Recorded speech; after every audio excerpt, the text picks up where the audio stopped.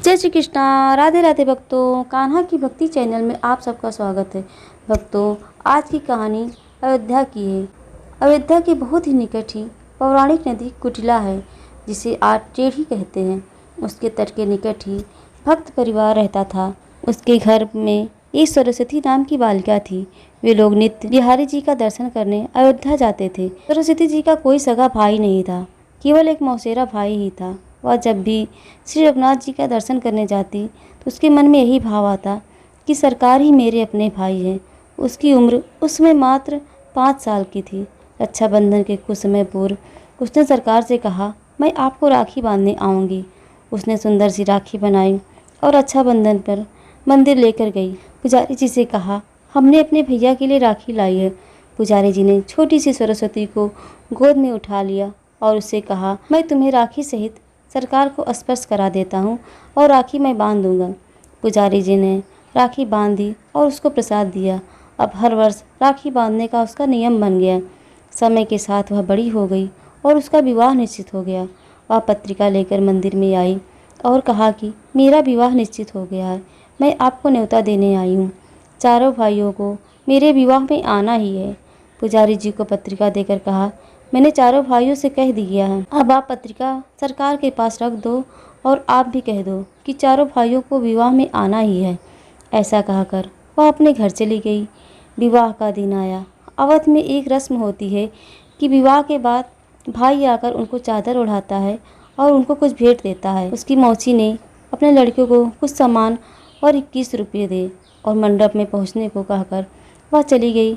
उसका मौसेरा भाई उपहार, वस्त्र और रुपए लेकर रिक्शा पर बांधकर विवाह मंडप की ओर निकल पड़ा। रास्ते में ही रिक्शा उलट गया और वह गिर गया। थोड़ी सी चोट आई और लोगों ने उसे डॉक्टर के यहाँ ले जाकर मरहम पट्टी कराई।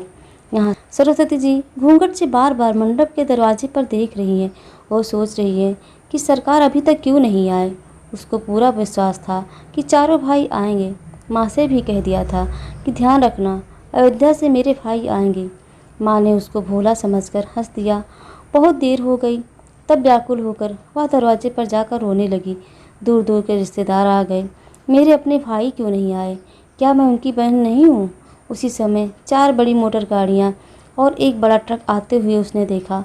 पहली गाड़ी से उसकी मौसी का लड़का और उसकी पत्नी उतरे। बाकी गाड़ियों से 3 जोड़ियाँ उतरी। मौसी के लड़के के रूप में सरकार ही आए हैं। जड़ी पगड़िया, वस्त्र, हीरो के हार पहन रखे हैं। श्री हनुमान जी पीछे ट्रक में सामान भर कर लाए हैं।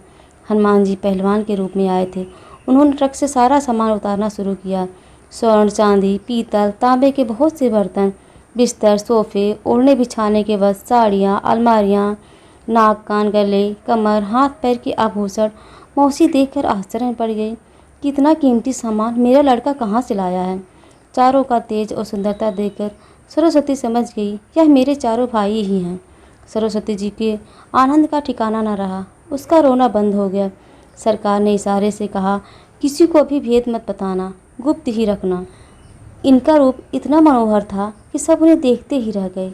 कोई पूछ न पाया कि यह गाड़ियाँ कैसी आई, ये अन्य 3 लोग कौन हैं। लोग हैरान होकर देख रहे थे कि अभी तक वह रो रही थी, अब इतना हंस रही है और आनंद में नाच रही है। किसी को कुछ समझ नहीं आ रहा था। जब तक उसकी विदाई नहीं हुई तब तक चारों भाई उसके साथ ही रहे।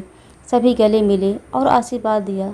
सरस्वती ने कहा, जैसे आज शादी में सब संभाल लिया है, वैसे जीवन भर मुझे संभालना। जब वह गाड़ी में बैठकर पति के साथ जाने लगी तब चारों भाई अंतर्ध्यान हो गए। उसी समय असली मौसेरा भाई किसी तरह लंगड़ाते हुए पट्टी लगाए हुए वहाँ आया। उसने वस्त्र ओढ़ाया और 21 रुपये दिया। मौसी ने पूछा कि अभी अभी तू बड़े कीमती वस्त्र पहने गाड़ी लेकर और ट्रक लेकर आया था, ये पट्टी कैसे बन गई और कपड़े कैसे फट गए? उसको तो कुछ समझ ही नहीं आ रहा था। अंत में सरस्वती से उसकी माता ने एकांत में पूछा, बेटी सच सच बता, क्या बात है, ये चारों कौन थे? तब उसने कहा कि माँ, मैंने आपसे पहले ही कहा था, ध्यान रखना, मेरे भाई अयोध्या से आएंगे। माँ समझ गई, इसके तो 4 ही भाई हैं और वह हैं श्री रघुनाथ जी और अन्य 3 भैया ही हैं। माँ जान गई, श्री अयोध्यानाथ सरकार ही हैं। अपनी बहन के प्रेम में बंधकर आए थे और अपनी बहन को इतने उपहार और आभूषण दे गए हैं कि नगर के बड़े बड़े सेठ नवाबों के पास भी नहीं थे। जय श्री कृष्णा। राधे राधे भक्तों।